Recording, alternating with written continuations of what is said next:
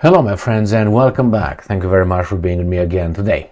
Interesting piece of news, and from the Israeli side, a successful operation killing one of the most important guys who allegedly was in charge of the October 7 attack, and from the other side could be perceived as something else. Now, let's read this very short article coming from Sputnik, from the Russians, and here it is. Israel Defense Forces says killed deputy head of the Hamas intelligence responsible for planning October 7 attack. The Israel Defense Forces said on Thursday that they killed the deputy head of Hamas intelligence directorate Shadi Baroud, who is allegedly responsible for planning the October 7 attack. So they make here the whatever happened here, who's who, what's what, and then here is the statement. The Israeli Defense Forces and the ISA, Israeli Security Authority, killed the deputy head of Hamas Intelligence Directorate, who was responsible for planning the October 7th massacre together with Yahya Sinwar, based on precise IDF and ISA intelligence.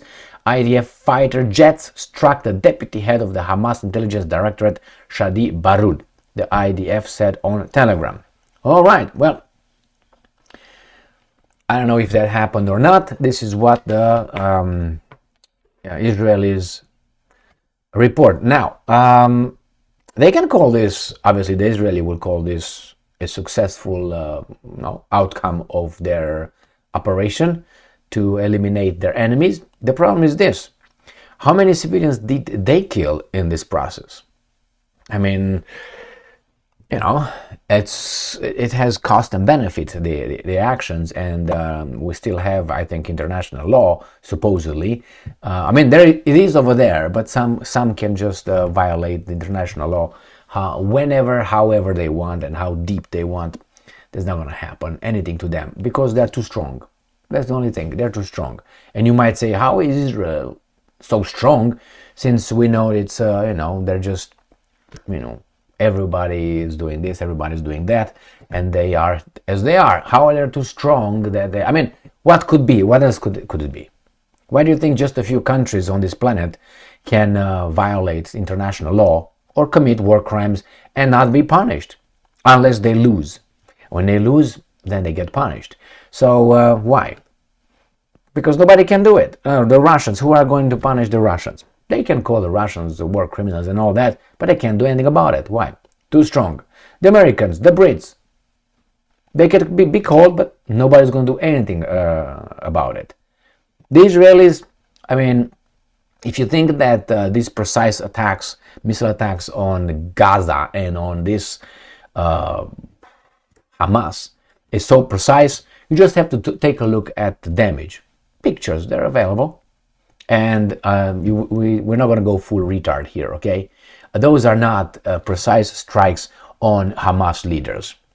They are not, because there would be, a lot of Hamas leaders dead already, and I don't think so. Pictures, you have pictures over there with children, and I watched a video, very sad video. I can't remember where I watched, on Facebook maybe, where it was a Palestinian girl looking for her mommy in a hospital. I want my mommy. Just look for that. It was heartbreaking. She is not responsible for anything. I don't think her mom was responsible for anything. Neither were, just to play idiot now. Why? Because sometimes you have to do it, and it's unbelievable that we get to this situation. Like, for instance, I say, well, I like the color white. Oh, it doesn't mean I hate the color black. Well, I don't have to do this all the time. I like this guy. Oh, it doesn't mean I hate that guy. Blah, blah, blah. We have to always now give disclaimers for idiots. So I'm going to play idiot now. It doesn't mean that, only the Palestinians are hurt and the Israelis were not. The civilians, the victims, always fall in between criminals. That's regardless of what side they are. So when you watch that damage over there and that destruction and those people being blown up, children and civilians, I don't try to be too empathetic here, but it's that they come with this kind of, with the precise, what about the rest? You flatten neighborhoods. What are you talking about? So yes, if I need to, let's say I have a splinter here, I have something, a little piece of something in my finger, and you have to take it out somehow, I'm not gonna cut my hand off and say, I solved the problem, man. I solved the problem with a splinter in my finger. How? Cut my hand or my arm off. You don't do that, do you? I mean, you can do that, but it's idiotic. I mean, you can do whatever you want to your little thing here, but I'm just saying. So same here, yeah, we eliminate that guy, but in the meantime, let's say we killed thousands of civilians, innocent civilians, and so on.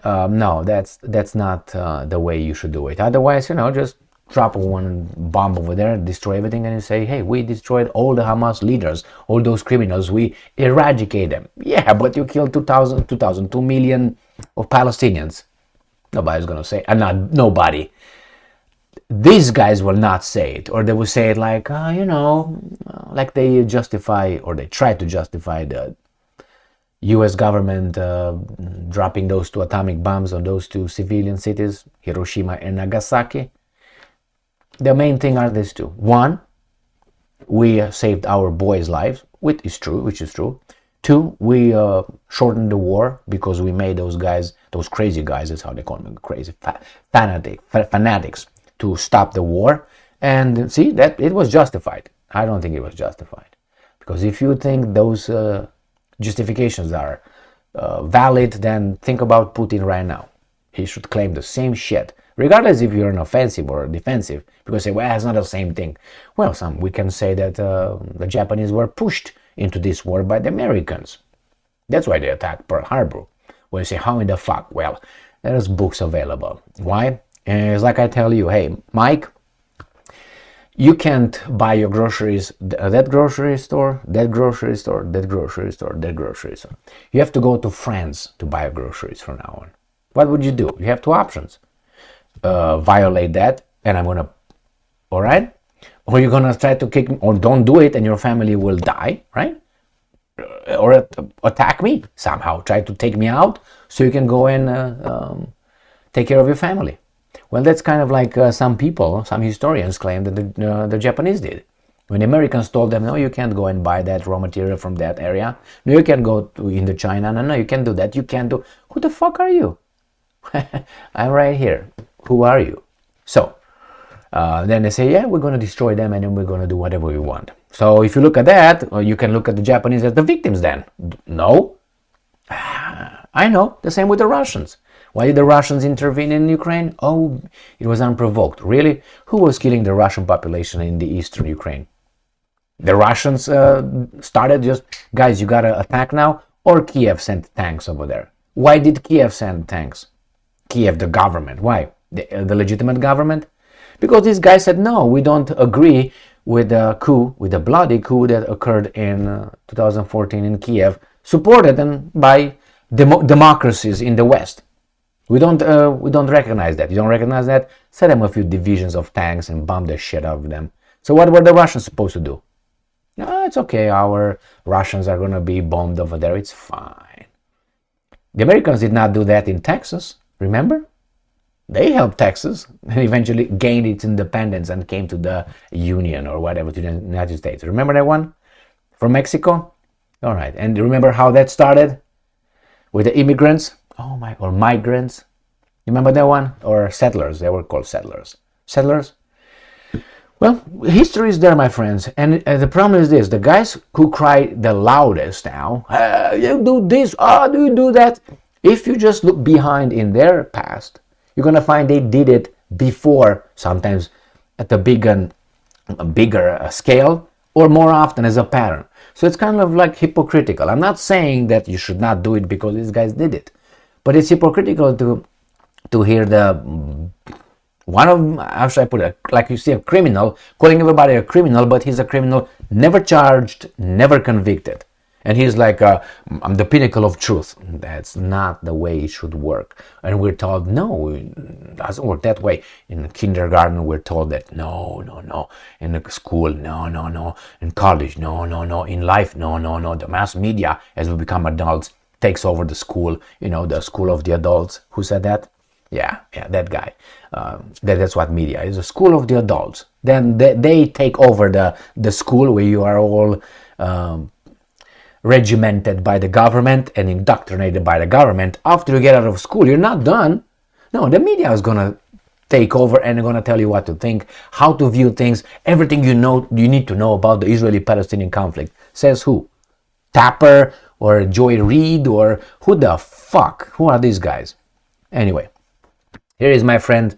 So the Israelis successfully destroyed this guy in charge, right? The responsible for planning the massacre. Okay. Thank you very much for being with me again today. Stay strong, stay smart, look for the truth, and be just.